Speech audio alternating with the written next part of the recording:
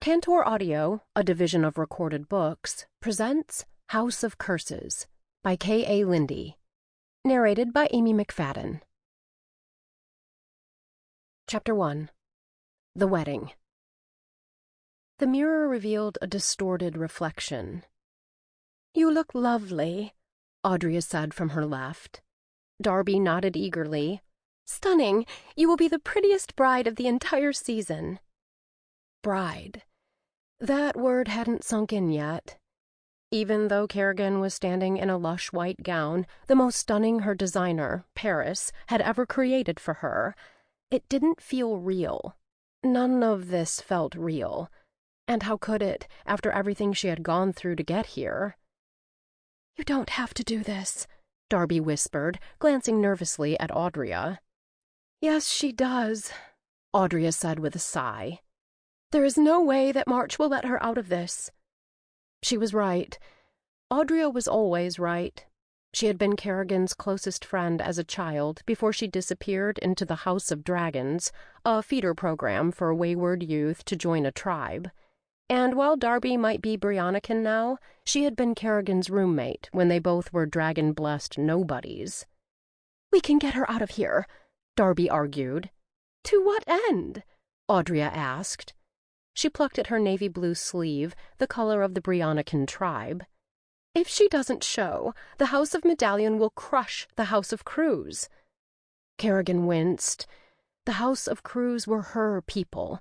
She might have been thrown out like the trash, but the people had always hoped for her return. They were innocent in this. 2 weeks ago, she'd been kicked out of the society, lost her dragon, and incited a riot against the same organization. Then war broke out. She was called to the battlefield to fight the recently released House of Shadows.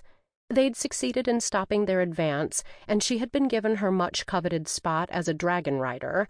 But she had to release her affiliation to the traitorous court, only to regain the mantle she had shed at 5 years old, a Brionican princess. Felicity Kerrigan Argon, first of the House of Cruz of Brionica. Now, to save her people, she was set to marry her enemy. No pretty dress could make marrying Ashby March any better. If she didn't marry him, he would destroy her house. He wanted to be king too much to not follow through on his threat. He might have changed his tune after the battle when he deigned to see her as an equal, but love wouldn't stay his hand. "But," Darby argued. "Stop," Kerrigan said with a sigh. "I've already made my choice. I was betrothed to March at birth. The documents were signed long ago. Legally, I could snub him and walk away from this marriage before the king and queen. The consequences, though—" Her friends looked up at her in dismay. They all knew there was no other choice. A knock sounded at the door. Mistress Helena, first of the House of Storm, her mentor and surrogate mother, peeked her head inside. "Are you ready?" "Helly," Kerrigan whispered. She took Kerrigan's hands. "Chin up, my dear. You can get through this." Helly had her back. She would still live in the mountain after this. She would still be a society member. March would get his throne, but he would never have her heart. Never. "I'm ready." Audrey and Darby took up the long train of her dress as Helly led the way to the palace throne room. Belcourt Palace was at the heart of the Brionican capital, Rosemont. The venue was a true honor bestowed upon them by the crown. It helped that March's great-aunt was the queen, that their union would likely mean they would ascend to the coveted royal position. Fae were long-lived, but after 1,000 to 2,000 years, their will to continue faded, and thus they moved on. Many believed the king would enter the abyss as soon as a replacement was clear. "Breathe," Helly reminded her. Then she disappeared to her seat inside. Littlings scattered the golden sunflower petals that bloomed all over Rosemont during the summer. A string quartet played the opening notes to the famous wedding tune. The double doors opened to reveal Kerrigan in all of her splendor, and the crowd rose to their feet, facing her with awe on their faces. The awe was warranted. Her dress was a delight. Layer upon layer of white fabric gave her an impressive empire waist with a full skirt to the floor and a train that cascaded behind her. The bodice fit her like a glove, with careful boning to hold it up, a V in the front and back, and a bow wrapping tight around her waist. The sleeves fell off her shoulders, revealing her pronounced décolleté. But the mesmerizing thing about the entire ensemble was the magic threaded through the dress. It had no ornament, no diamonds or rubies or sapphires to make it glow. The dress shimmered from top to bottom, as if pixie lights danced under the surface. Paris had imbued it with so much of his magic that it dazzled. Every person in attendance was going to want a gown from his commission. All those years of not paying for dresses and calling it advertising was finally paying off. A hush fell over the crowd. Her father, Kivrin, stood in the front row. It was customary for him to walk her down the aisle, and though he had offered, she had declined. She wouldn't bring him into this sham.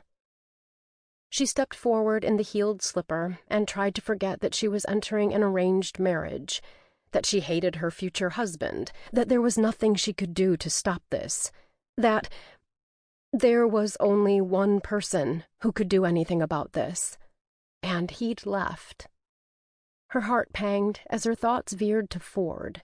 Today was the last day she should think of him, not as Prince Fordham Ollivier of the House of Shadows, but as her Ford, the male she had fallen in love with, the male who had flown off into the distance to break the curse that kept them apart.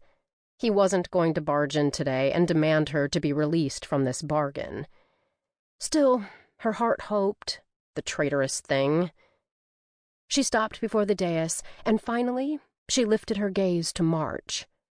He was no longer the cherub-faced youth who had skinned squirrels alive to see what they looked like on the inside, or the dangerous person he'd been who knew how to give her bruises where no one would see them. She'd hoped he would be ugly, but, of course, full-blooded fae were rarely unattractive. And he was devastatingly attractive, all sharp angles, hard jawline, dark features, and imperious blue eyes. He was tall and arrogant and charming, the bachelor of the season, and her worst nightmare. His smile was as deadly as his anger. He thought he had fallen for her, that he understood love, but all he knew was that she was like him. She had been successful on the battlefield, a sight to behold atop her dragon, Tyrion, and he had seen himself in that, and suddenly wanted her. "My lady," March said, offering her his hand. She glanced over her shoulder, just one time, with hope that Fordham would save her from this, but the doors were barred. No one would be getting through them. Though Fordham had his shadow magic and could jump inside this room any time he wanted, he hadn't made his appearance. She knew what that meant. She'd always known. Love meant despair and defeat and death to Prince Fordham. Love would never be enough. "Kerrigan," March said, his voice a note sharper, as if he knew precisely what she was thinking. She turned her gaze back to him, let him see the fury in her emerald eyes, fury at him for forcing this upon her, for thinking that taming her unruly red curls into a delicate crown, hiding her softly pointed ears that revealed her half-Fae heritage, and draping her in frippery would change who she was or how she felt about him. She held that gaze for a beat and watched the shock appear on his face. He had thought she had come around, that she could ever want this or him. She had let him think that while she planned a way out. Now that there was no way out, she could let him see precisely who he was marrying. His face hardened, and he took her hand in a crushing grip. "Shall we?" She stepped up onto the dais before the entire Brionican court. "Dearly beloved, we are gathered here today for the marriage of Lord Ashby Hallinger March, first of the House of Medallion, to Lady Felicity Kerrigan Argon, first of the House of Cruse." The rest of the words disappeared in a haze. She was committed now. There was no turning back. Nothing could stop this. No cloud of black smoke to tilt her world back onto its axis. This was a nightmare that she couldn't escape. "You may now kiss the bride." And at the first touch of March's hard lips against her own, she started screaming. Kerrigan rocketed upright. Her screams tapered off as her gaze shifted around the dimly lit classroom inside Draco Mountain. The other two newest society members, Audria and Roke, stared at her in horror. The current government instructor, Master Hayes, shot her a steely look. "Is my instruction that horrifying, Mistress Kerrigan?" She opened her mouth and then promptly closed it. It had been a dream, a literal nightmare. She wasn't marrying March. Yet. She still had months before that day came, months before she had to walk down the aisle at Belcourt Palace. She didn't even have a dress yet. They hadn't even officially announced their intent to marry. That wouldn't be happening until tomorrow, at the final season event of the year. "My apologies, Master Hayes," she croaked out. She had been burning the candle at both ends ever since her return from the battlefield. Most nights were spent in nightmares that woke her, crying into her pillow. Her days were filled with catching up on studies, her new apprenticeship, and the current influx of half-Fae and human refugees from the House of Shadows. Now, apparently, her mind had taken her anxiety about seeing March again and forced their literal wedding into her nightmares. "Scales. Well, with that rousing excitement," Hayes said, barely containing his eye roll, "we'll call it for the day. You have your assignments. I expect better work from you. Just because you're full members doesn't mean you don't have to pass your exam with me." They all nodded, dumping parchment into bags, and hastened out of the room. Audria shot her a look. "Battlefield again?" Kerrigan just nodded, easier than explaining about March. "It's keeping me up at night." Roke yawned. "Same." The dragon tournament occurred every 5 years in the city of Kincadia, and last year they had been 3 of the 5 winners. Kerrigan hadn't officially entered the tournament, as she was underage, without a tribe sponsor, and, most importantly, half-Fae. But she had shocked everyone by winning and surviving the last year of dragon training. Noda had left halfway through, and Fordham... Well, Ford was a different story entirely. Now the 3 of them were all that was left. "Maybe you should see the healing counselor," Audria said. "When would I have time for that?" Audria sighed. "I don't know." Roke rubbed his eyes. "Maybe after we pass all our exams." Audria looked dubious. "I doubt things will slow down after that. They keep piling on more. It's not like our apprenticeships are going to get easier." They'd gotten their assignments a few days after they came back from the Battle of Lethbridge. Audria was apprenticed to a Brionican healer, despite her lack of affinity for healing properties. Roke's mentor was an Elsian magical regulator. He was excited about the opportunity to grow, even though he'd always seemed more inclined to physical endeavors. Kerrigan had thought that they'd snub her again. After all, they hadn't wanted her to win the tournament, or finish dragon training, or join the society. Why would they start by giving her a reasonable apprenticeship now?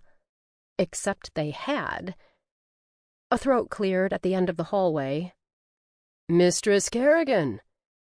They all stilled at the sound of her mentor's strong voice, and Master Bastian, a full member of the Society Council, came into view.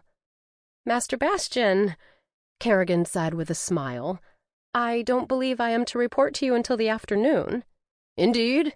he said, clasping his hands behind his black society robes, the dragon-in-flight coat of arms embroidered delicately onto the chest. "But I come for a different reason." "Oh?" "The council wishes to have a word." Fear crept through her. Not again. They couldn't kick her out now, not when she was a full member. He must have seen that fear on her face, because his own softened. "As your mentor, I am to inform you that you have been nominated for a seat on the council." Chapter 2. The Nomination. Audria's jaw dropped. "But she's a first-year member." "I am aware of that, Mistress Audria." Bastian said, with a rueful smile on his lips. Of course. Sample complete. Ready to continue?